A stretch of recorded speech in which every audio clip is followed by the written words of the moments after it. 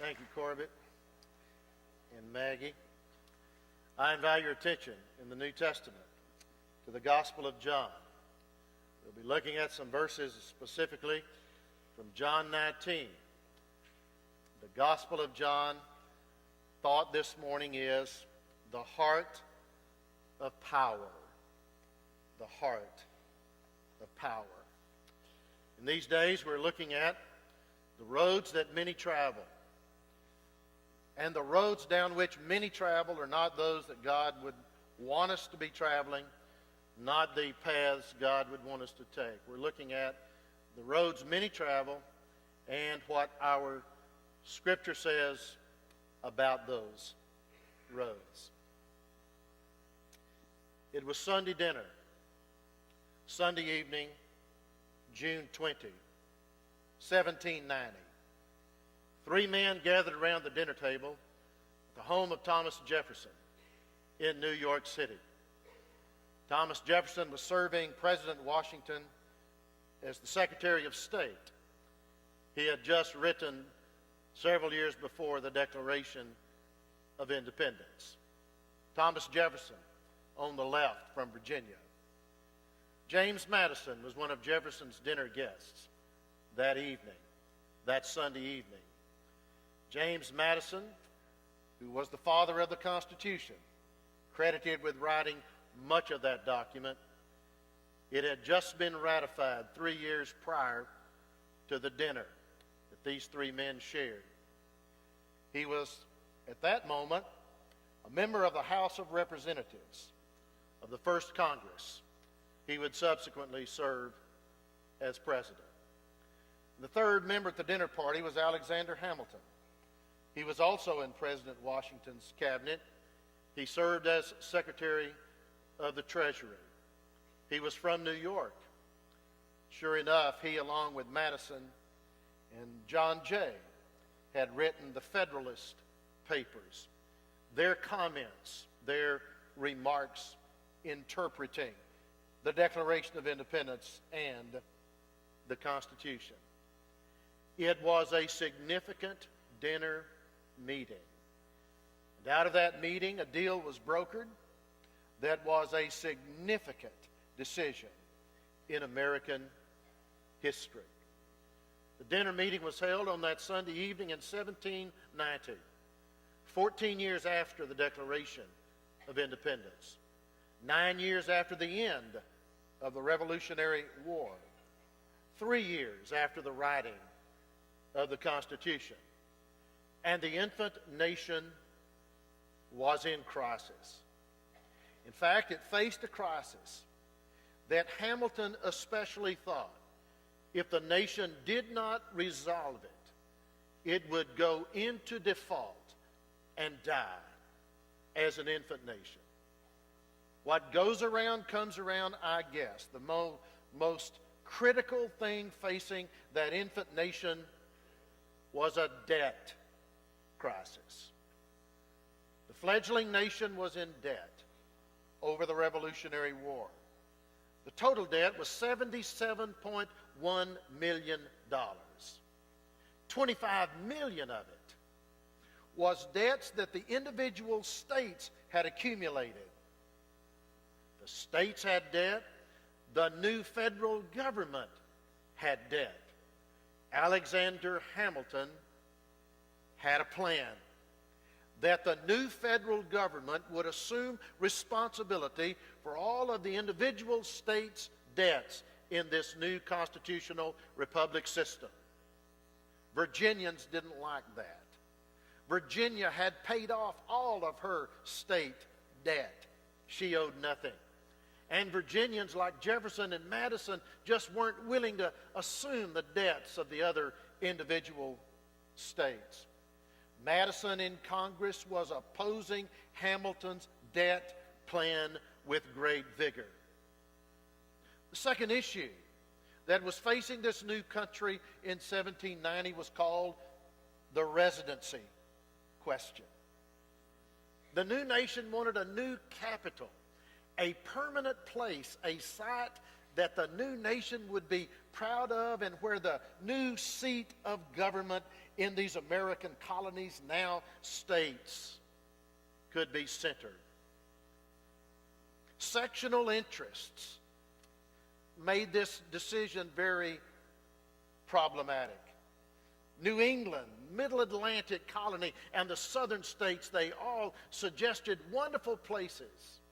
16 sites had been suggested, considered, and rejected. Hamilton either wanted a New York site or a Pennsylvania site. That was more central to him. But the Virginia folks, Madison and Jefferson, wanted a site between Maryland and Virginia along the Potomac River that separated those two colony states. Jefferson invited his friends, fellow founding brothers, to dinner. And over dinner, June 20, 1790, those three men reached a compromise. They concluded together that they could resolve these two crises. By Madison, he said, "I'll vote against your plan, Alexander Hamilton, but I won't vigorously fight it in the Congress." It passed 32 to 29. And the new federal government assumed all of the state debts.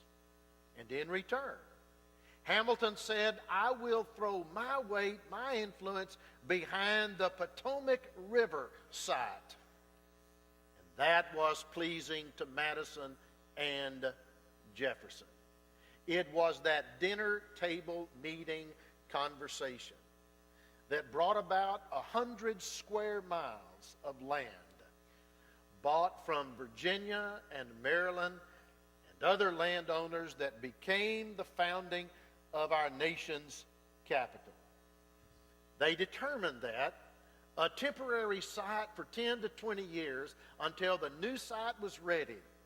And so the new federal government bought 10 square miles on each side, 100 square miles. Part of it came from George Washington's plantation home at Mount Vernon. And thus the new site, the permanent capital. And it must be thrilling. Our Kelly Trimble, along with her husband Jim, Kelly's attending a national meeting of the National Church Business Administrators. And several of us have been to the nation's capital. But how thrilling it must be to be in D.C. on July 4th. Wouldn't you love to be in the nation's capital on the 4th of July? Well, I'll tell you somebody who didn't care to be in the nation's capital on Independence Day, and that was Pontius Pilate. Pontius Pilate. Not an American, an ancient Roman governor. And it was a bad Friday morning for Pontius Pilate. Pontius Pilate was the Roman governor of Judea from A.D. 26 to A.D. 36 for a 10-year period. He had grown up in a family of nobility in central Italy and had been appointed by Tiberius the Roman Caesar to be a Roman governor in Judea. He despised the Jewish people. He scorned their laws, their many principles by which they attempted to live. He didn't like living in Judea, except he enjoyed the place where he was able to live and serve. It was the coastal city of Caesarea on the Mediterranean Sea. But every year during Judea's 4th of July celebration, their great festival celebrating their founding, they called it Passover, Pilate had to leave the beautiful Caesarea by the sea to go into the cool Judean plateau or mountains. He had to be in Jerusalem for the week of the Jewish Passover. He never liked it much. He was a harsh ruler anyway, quite oppressive in many of the ways in which he ruled the Jewish people. He was not a popular ruler by any stretch. Not a single Jew in first century Judea would have friended him on Facebook, I promise you, it would have never happened. Pilate hated to go to Jerusalem for Passover. It was a tense time. The only reason Rome wanted him there was for the possibility of an uprising or a revolt or an insurrection. So Pilate would go, unhappily about it, from Caesarea to Jerusalem for Passover. There take contingents of his Roman soldiers and make sure that nothing untoward happened during their 4th of July. And it was early Friday morning when Pilate's schedule changed. The Jewish officials came. And sure enough, they wanted to talk to Pilate. Jesus of Nazareth had been arrested on Thursday night. He had spent some time in a hastily called Sanhedrin meeting in the middle of the night. And they wanted Jesus put to death. And that early Friday morning was the confrontation between Jesus and Pilate. John tells the story in more length than any of the other 3 gospel writers. And during that early morning, Pilate had to go back and forth from outside to inside his ruling house in Jerusalem. Outside because the Jews, because of the Passover, their ceremonial law, it prohibited them from going inside Pilate's house. They knock on Pilate's door. And Pilate has his first conversation with the Jewish leaders. It's found in chapter 18, verses 28 to 32. They brought Jesus to Pilate and says, Pilate, we want this man put to death. Pilate didn't think much about the Jews nor their law. And from what he could hear initially, it concerned their law. It concerned some kind of religious squabble. And so Pilate initially said, I'll just recuse myself. It's not my problem. He's your problem. It's your law's problem. So you deal with Jesus. But the Jews declared that Jesus should die. And they didn't have the power to put people to death. Only the Roman representative could declare capital punishment. Well, he went back in and had his first interrogation of Jesus. John 18, verses 33 to 40, we find Pilate talking to Jesus for the first time, trying to find out who he is. They talked about kingship. Are you really a king? They talked a little bit about truth and what truth is. Pilate couldn't find anything wrong with Jesus. He couldn't find anything wrong Jesus had done. And he found an out. Here's what I'll do, he thought. There's a custom at Passover that the Roman governor can release a prisoner that'll make the Jewish people happy. I'll just release Jesus as per the Passover custom. He shared that with the Jewish religious leaders. They said no. They demanded that Barabbas be released instead of Jesus.